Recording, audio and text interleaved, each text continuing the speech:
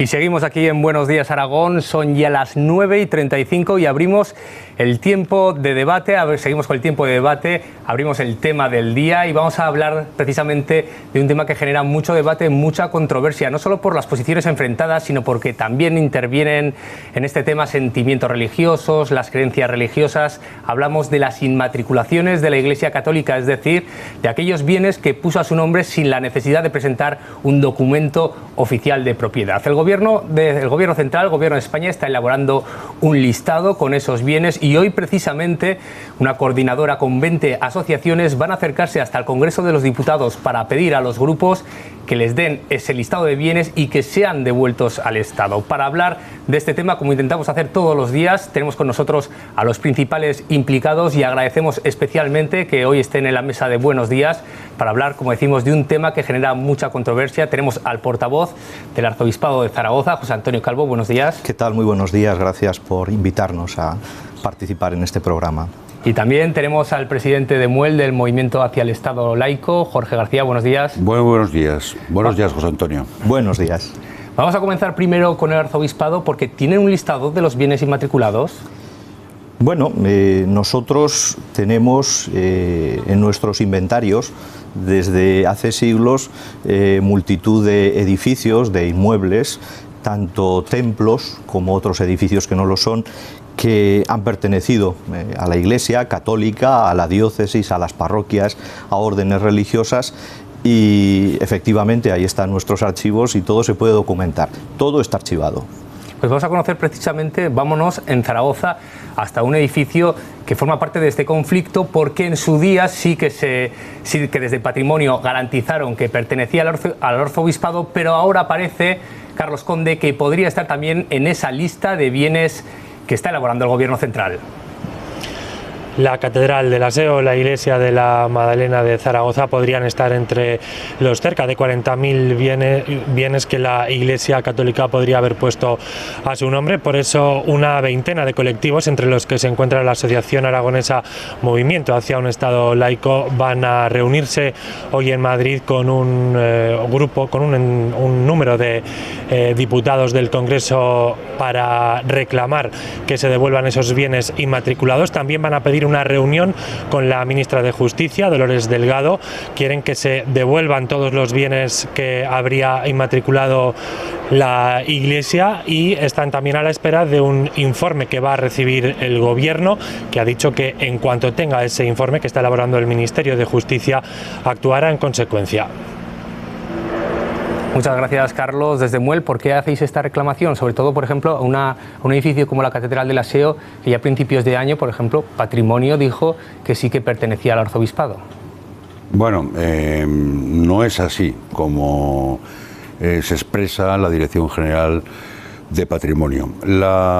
Esta dirección lo que dice exactamente es que la Madalena, la SEO y Santiago el Mayor, por poner un ejemplo, no están vacantes porque pesa sobre ellas una inmatriculación, que es la inmatriculación que precisamente ha realizado el Arzobispado de Zaragoza.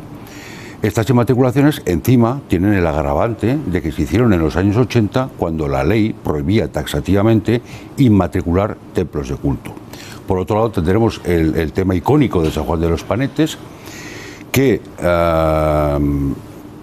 el arzobispo Elías Llanes inmatriculó en 1989 y es la propia Dirección General de Patrimonio la que ha reconocido que el dominio, la titularidad y la propiedad pertenece a la Administración General del Estado, adscrita al Ministerio de Cultura y Educación. No entendemos cómo un registrador de la propiedad de Zaragoza pudo poner un asiento registral a favor del Arzobispado de Zaragoza en el año 89 sobre San Juan de los Panetes, cuando debería haber examinado si había un peso, una carga, un dominio, una propiedad que ya era del Estado español. O sea, ¿cree que se basa los registros, la decisión de Patrimonio se basa en registros que no se deberían haber producido? Nuestra opinión es que todo lo inmatriculado, hablamos de culto, durante los años 80 es nulo de pleno derecho porque la ley lo prohibía. Hay un famoso dictamen del 2001 de la Dirección General de de registros y notariados, que en el 2001 parece ser que dice que, bueno, al ver la realidad de los hechos, de que ya se había inmatriculado mucho en los años 80, da la Carta de Naturaleza a darlos por bueno, pero nosotros nos preguntamos, ¿quién es una dirección general que depende del Ministerio de Justicia? En todo caso tendría que ser un juez el que determinase o el Poder Legislativo el que pueda derogar o modificar una ley, nunca una dirección general. Bueno, la verdad es que esto no estaba regulado por ley, sino por reglamentos. Me imagino que los reglamentos no tienen la misma categoría que la ley y así lo entendieron muchos registradores y así como dice usted, dirimió la Dirección General de Registros y del Notariado, simplemente por una cuestión constitucional. Que la Iglesia Católica no pudiese inmatricular sus templos cuando estamos en un estado aconfesional y el resto de las confesiones sí, eso, perdón, pero es anticonstitucional de hecho. Y en eso es en lo que se apoyan tanto los registradores como multitud de juristas, multitud de académicos. Me parece que por ahí no viene el problema. En todo caso, no tenemos ninguna dificultad en que si quien interpreta las leyes en este país, quien legisla, quieren ir a los tribunales, bueno, pues nosotros vamos, ¿no? Nosotros vamos. Sobre el aseo, pues ¿qué vamos a decir? A mí me parece que es simplemente una manipulación decir que la Iglesia no tiene nada que ver con la Catedral de El Salvador.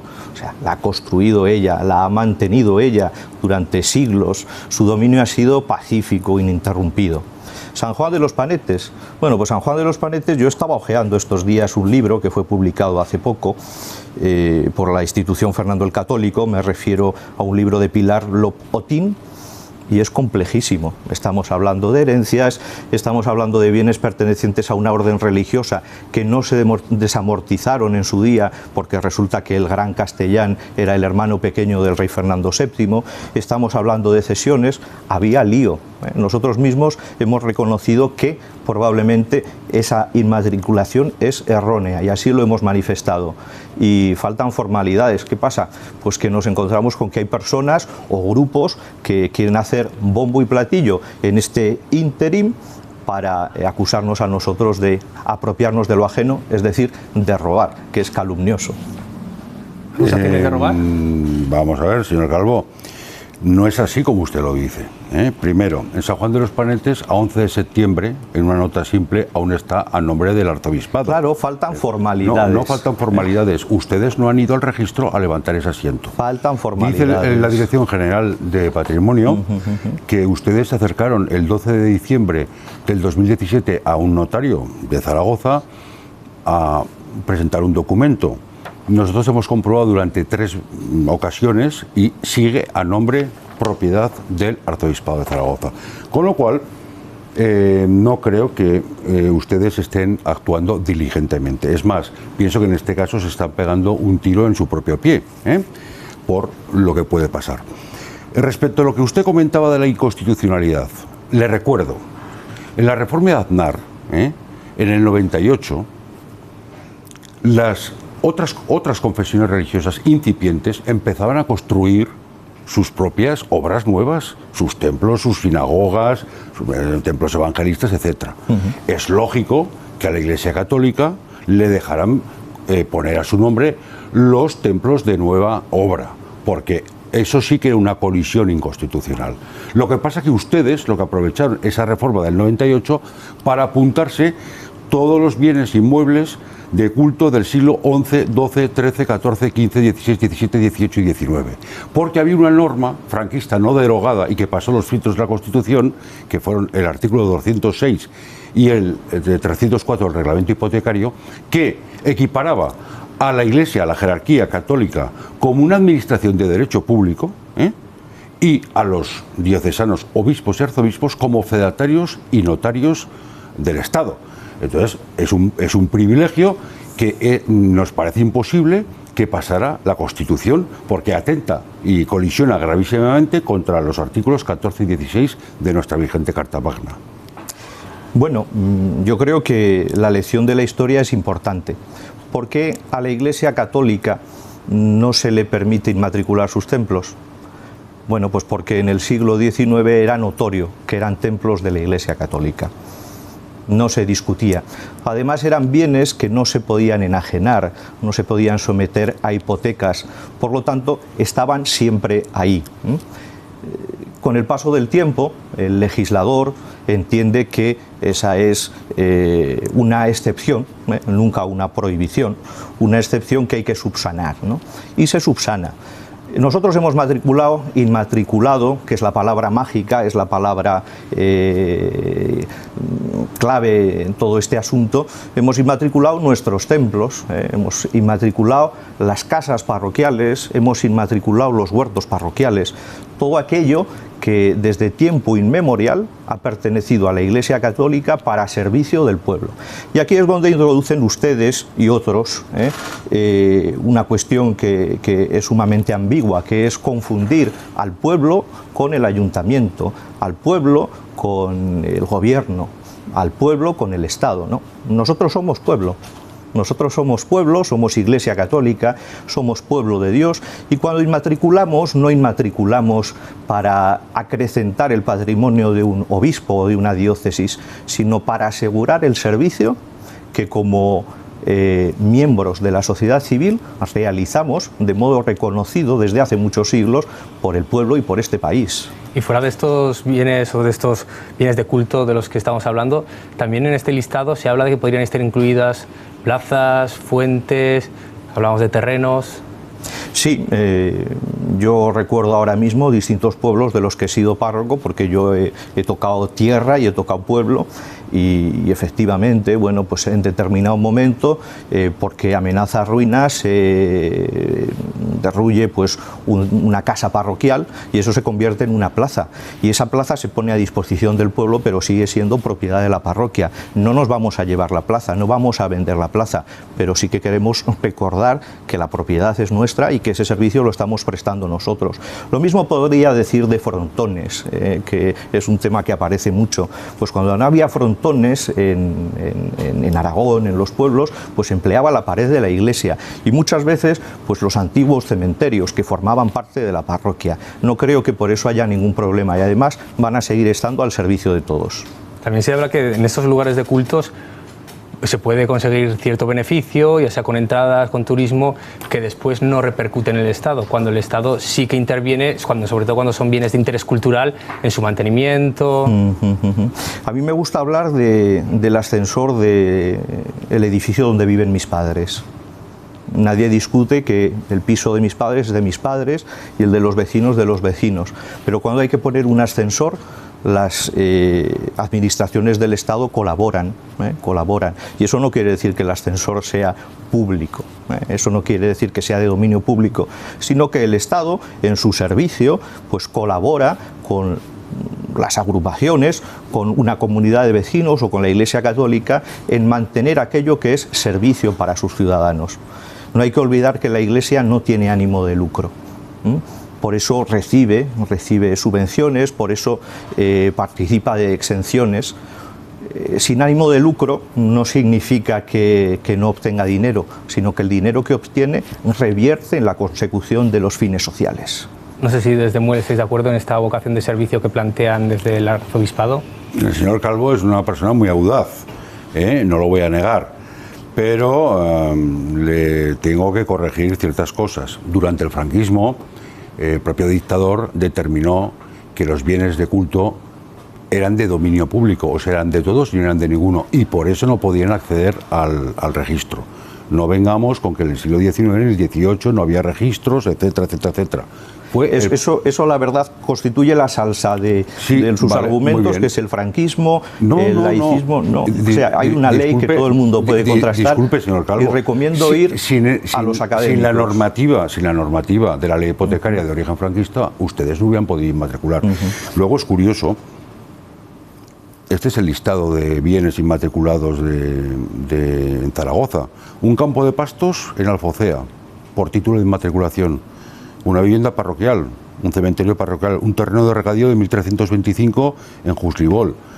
Bueno, es que acceden al registro sin título de propiedad. O sea, un campo de pastos, un terreno de regadío que no tenemos títulos de propiedad y los hacemos nuestros, mediante un autocertificado.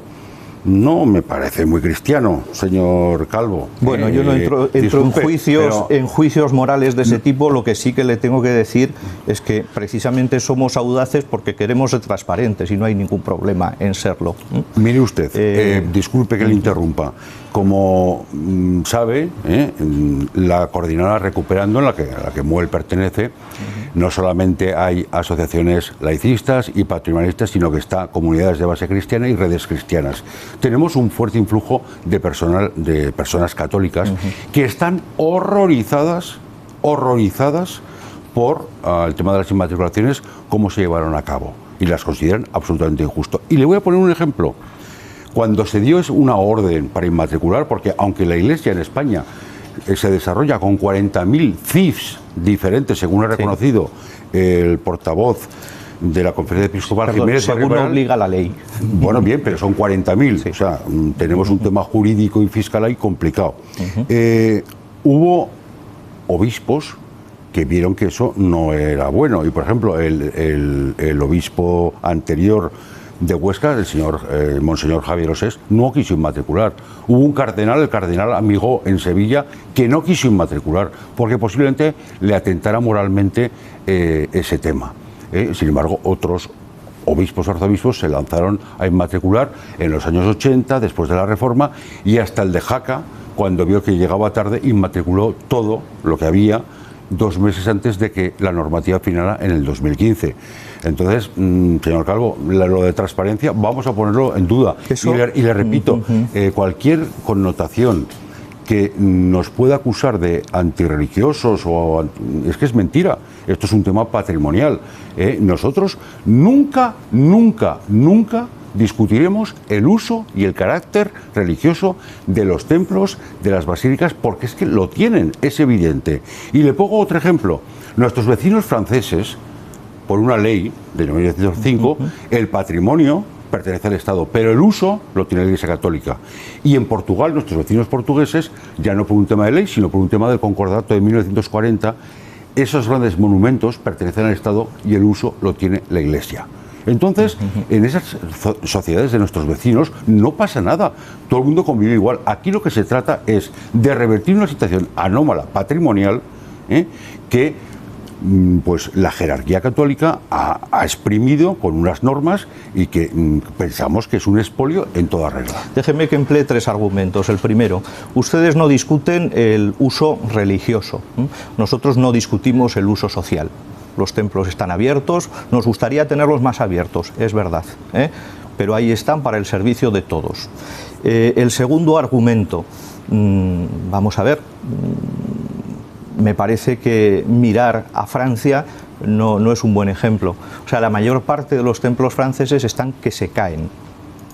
Es decir, un sacerdote, una comunidad parroquial, un sacristán no puede cambiar una lámpara. Están las excepciones, están las grandes catedrales, pero es un desastre para la conservación del patrimonio de los pequeños pueblos. Y el tercer argumento, si esto revertiese en dominio público, que nunca lo ha sido, pues nos encontraríamos con un nuevo cuartel de pontoneros, con una nueva escuela de bellas artes, con un nuevo taller de arte cristiano como el de los hermanos Alvareda. Me parece que es un despropósito muy grande. Yo opino que sí. Si os parece, os advierto que estamos ya casi fuera de tiempo. Vas a presentar un último argumento y ya dejamos aquí el debate, que seguro que continuará. Bueno, desde el Movimiento Hacia un Estado Laico y desde la Coordinadora Recuperando, opinamos que esto es una cuestión de Estado. Y es una cuestión muy grave porque la jerarquía católica posiblemente, y cuando digo posiblemente no creo equivocarme, se ha convertido en la primera inmobiliaria del Estado español después del propio Estado. Y si llegáramos al fondo concordal, todos esos bienes inmuebles inmatriculados pertenecerían al Estado Vaticano. Creemos que todo ese rico legado artístico, patrimonial, cultural, que todas las generaciones anteriores nos han dejado debe permanecer bajo dominio público o titularidad pública. Es una breve idea, por favor. Sí, bueno, yo cambiaría simplemente un verbo, permanecer. Yo ese verbo no lo entiendo ni se puede justificar porque estos templos nunca han sido dominio público. Me quedo con todo lo otro, es una cuestión de Estado porque es una cuestión de libertad religiosa, es una cuestión de Estado porque estamos hablando del bien de las personas, es una cuestión de Estado porque estamos hablando del mantenimiento de los monumentos más importantes y es una cuestión de colaboración. Nosotros no queremos pegar fuego a nada, nosotros no queremos pegar fuego tampoco a la sociedad ni a la opinión pública. Nosotros queremos seguir colaborando dentro del orden constitucional para el bien de toda la sociedad. Creo que han quedado bastante claros los argumentos de las dos partes. Les agradezco de nuevo el haber estado aquí en el plató de Buenos Días y les invito ya, porque en adelante seguro que se van conociendo más informaciones sobre este listado de bienes, a volver aquí al plató de Buenos Días y a seguir debatiendo y analizando este asunto. Muchas gracias. Desde Muchísimas gracias. Antonio Calvo, muchas gracias. También muchas gracias desde Muel, Jorge García. Muchas gracias.